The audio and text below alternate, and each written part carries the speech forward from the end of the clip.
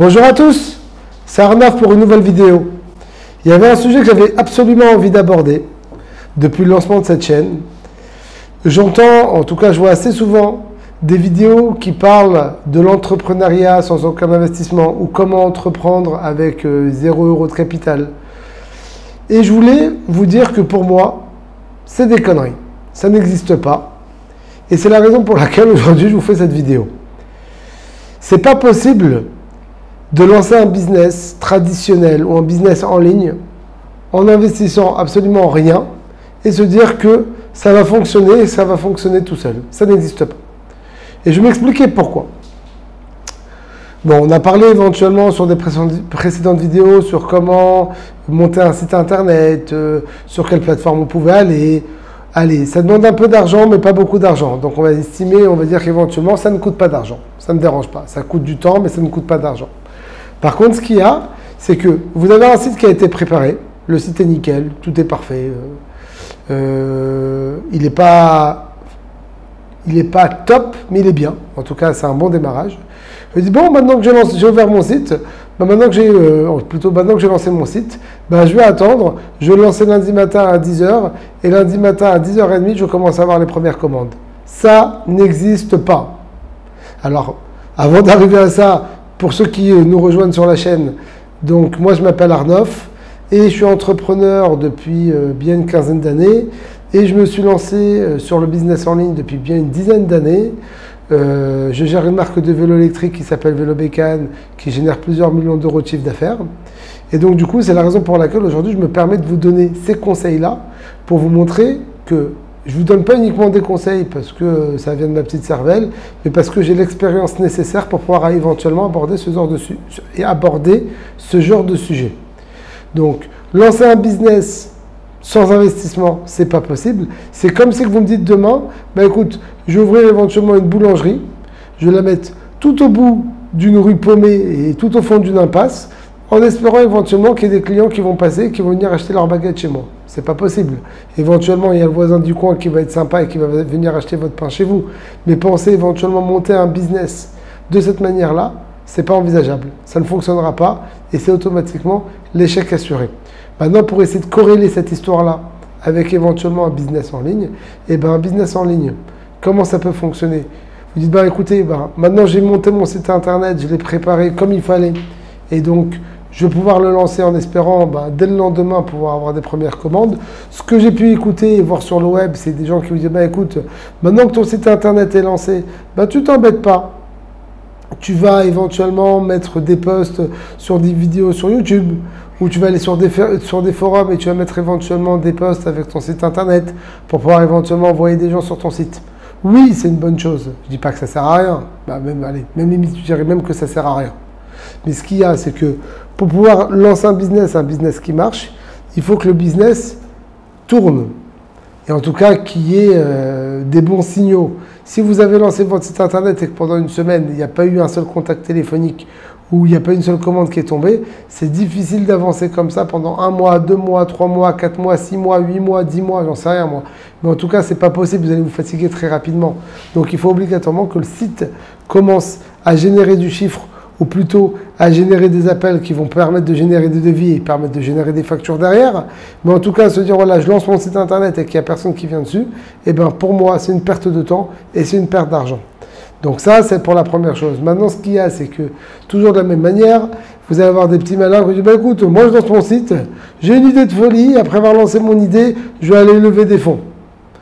Pour les gens qui ont l'habitude et qui travaillent et qui savent éventuellement de quoi il s'agit, c'est pas parce qu'on voit éventuellement dans la presse ou dans les infos qu'il y a telle société qui a levé je ne sais pas combien de centaines de milliers d'euros, combien de centaines de millions d'euros, que ça va arriver à tout le monde. Vous avez 10 000 boîtes qui se lancent, vous en allez avoir 5 qui vont réussir à lever des fonds. Tout le reste, il va falloir qu'ils aillent sur des fonds propres. Donc je préfère me concentrer éventuellement sur les 9 995 autres qui n'arriveront pas à lever des fonds, plutôt que de me concentrer sur les 5 qui vont réussir à lever des fonds. Donc ça, c'est la première chose. Donc maintenant, comment faire?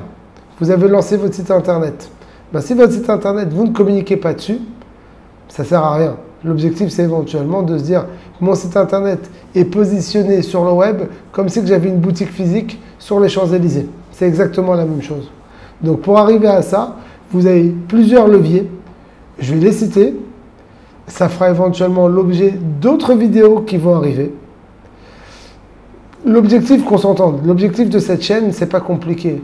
J'en ai marre que des personnes qui ne s'y connaissent pas écoutent des conseils donnés par des gens qui n'ont absolument aucune crédibilité, qui n'ont absolument jamais rien fait dans leur vie, et qui sont là en train de dire, bah, écoute, pour faire ça, tu fais ça, pour faire ça, tu fais ça, pour faire ça, tu fais ça. Et tous les entrepreneurs qui verront ces vidéos comprendront que c'est pas aussi simple que ça. Et donc dans l'entrepreneuriat, si on veut quelque chose, il faut se bagarrer pour l'obtenir. Et il n'y a rien qui arrive tout seul. Donc lancer un site internet en espérant que demain, il y a un pèlerin qui va venir et passer une commande qui va vous permettre de tenir toute l'année, ça n'existe pas et ça n'existe nulle part. Ou en tout cas, pas que je sache. Donc du coup, on va parler éventuellement des différents leviers marketing qui peuvent exister sur le web. Alors, je vais vous donner moi ce que j'ai l'habitude de faire, comment je le fais.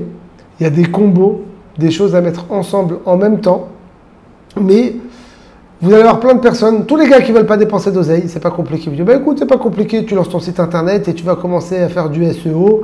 Le SEO, pour ceux qui connaissent pas, c'est ce qui va permettre éventuellement de remonter sur les premiers résultats de Google. Moi qui suis dans le vélo, si je tape vélo électrique, je vais faire en sorte que sur Google, tout en haut, il y a écrit vélo bécane. Alors ça, soit je l'ai gratuitement et c'est grâce au SEO, soit je l'ai en le payant et c'est grâce à Google Ads. SEO, c'est gratuit, ça demande du temps. Google Ads, c'est payant et c'est tout de suite, c'est instantané. Et donc du coup, l'objectif, c'est d'essayer de coupler différents leviers marketing pour obtenir le meilleur résultat. Maintenant, il faut savoir que lorsque vous partez sur une stratégie SEO, pendant 6 mois, déjà, il faut savoir le faire. Et à partir du moment où vous savez le faire, ou si vous avez éventuellement sous-traité ça, pendant 6 mois, c'est la traversée du désert. Vous êtes tout seul. Donc pendant 6 mois, c'est pas de commande. Et il faut avoir les reins solides, et il faut avoir un mental d'acier pour pouvoir tenir pendant 6 mois en faisant des opérations tous les jours entre guillemets, sur le référencement de votre site internet, et que vous n'allez voir les résultats de tout ce que vous avez fait que dans 6 mois. Ça, c'est la première chose. Donc à part le SEO, qui est super pour démarrer, mais pour démarrer sans argent, et c'est ceux qui vous donneront le conseil de dire, écoute, tu fais du SEO et ça va très bien se passer, c'est quelqu'un qui n'a jamais entrepris de sa vie entière. Donc ça, c'est la première chose. Deuxième chose, on va parler éventuellement de Google Ads. Donc Google Ads, l'avantage c'est quoi? C'est ça vous permet de choper une clientèle qui est chaude. Alors c'est quoi ce que j'appelle une clientèle qui est chaude? Quelqu'un qui va taper vélo électrique sur Google Ads, ou sur Google tout court, c'est quelqu'un qui cherche un vélo électrique. Maintenant, à la différence de ça, on va éventuellement parler de Meta. Meta, donc c'est Facebook, Instagram. Donc sur Facebook, Instagram, dès que vous ouvrez votre Facebook ou dès que vous ouvrez votre Instagram, par rapport aux vidéos ou par rapport aux choses que vous avez l'habitude de liker, par rapport à votre zone géographique, Meta va vous proposer éventuellement de la publicité. Vous n'avez rien demandé maintenant. On vous propose de la publicité. C'est ce que moi j'appelle une cible froide. Vous ne demandez rien et malgré tout on va vous proposer quelque chose. C'est une bêtise, vous habitez Paris, il y a un boulanger qui est sur Paris, il va faire de la publicité éventuellement sur Meta, il va dire voilà, je voudrais viser une clientèle qui est sur Paris, ce qui est normal. Et là, il y a une pub qui va s'afficher chez vous. Maintenant, vous n'avez pas demandé, vous n'avez pas fait de recherche de baguette, vous n'avez rien demandé du tout. Il y a juste une pub qui vous est proposée parce qu'éventuellement, ils arrivent à cibler une audience qui peut éventuellement être intéressée par ce type de produit ou par ce type de service, mais à la base, vous n'avez rien demandé du tout. Donc ça, c'est Meta et c'est ce que moi j'appelle éventuellement un ciblage qui est froid. Maintenant aussi, à côté de Meta, vous avez TikTok. Alors moi, j'ai 38 ans. TikTok, je connais pas trop. C'est pas de ma génération, mais malgré tout, a priori, ça semble similaire à ce qu'on peut retrouver sur Instagram, sauf qu'éventuellement la clientèle qui va être dessus, ou en tout cas les gens qui vont utiliser ce type d'application, seront des gens qui sont un petit peu plus jeunes. Donc du coup, ce qu'il y a, c'est que pourquoi pas faire éventuellement de la publicité sur TikTok, mais à partir du moment où on fait de la publicité sur TikTok, deux choses. Un, c'est une cible qui est froide, et de deux, c'est une cible qui est jeune. Donc par rapport à la typologie de produits que vous allez pouvoir vendre, il faut voir si éventuellement ça peut matcher avec les produits que vous vendez ou avec les services que vous proposez. Maintenant, autre chose, on va parler éventuellement d'influenceurs. Donc les influenceurs, c'est pas tous les gars de la télé-réalité qu'on peut voir, c'est pas Nabila et tout le tralala, c'est pas ça du tout. Vous avez des influenceurs sur tout type de domaine. Demain, vous voulez lancer, je sais rien moi, une boutique dans la basket. Vous pouvez très bien faire appel à des gens sur YouTube ou potentiellement sur Instagram, voire même sur TikTok, qui sont spécialisés en basket et qui peuvent éventuellement vous parler de ça. Demain, vous n'allez pas vendre de la basket, vous allez proposer éventuellement un service de nettoyage dans la basket. De la même manière, vous avez des influenceurs qui vont pouvoir éventuellement aborder ce type de sujet. Maintenant, l'avantage, c'est quoi? C'est qu'ils ont une communauté qui est ultra ciblée. Le gars qui parle toute la journée de basket, il va avoir une communauté qui est en attente de ce type de service ou ce type de produit. Donc si vous faites appel à eux et si vous collaborez avec eux, et ben du coup ça va vous permettre éventuellement de rapporter une clientèle qui sera ultra ciblée vers vos produits ou vers vos services. Maintenant, dernier point éventuellement que vous pouvez utiliser, ça serait éventuellement proposer non plus vos services mais uniquement vos produits sur de la marketplace ou sur des marketplaces. Vous avez Amazon, Cdiscount, Darty, Fnac, Boulanger. Bon, je ne vais pas tous les citer mais il y en a beaucoup. Et chacune avec ses avantages et ses inconvénients. Par contre, toujours la même histoire. Tous ces leviers marketing, parce que si vous voulez, moi de la marketplace, ils appellent ça en français une place de marché. Moi j'appelle ça un support de pub. Après vous appelez ça comme vous voulez. Tous ces leviers coûtent de l'argent. Donc si ça coûte de l'argent, ça veut dire que l'objectif, ça fait l'objet éventuellement d'une autre vidéo qu'on avait vue un petit peu plus tôt. Ben vous, quand vous lancez, vous ne cherchez pas à rendre riche Google ou Meta ou Amazon ou Cdiscount en marketplace.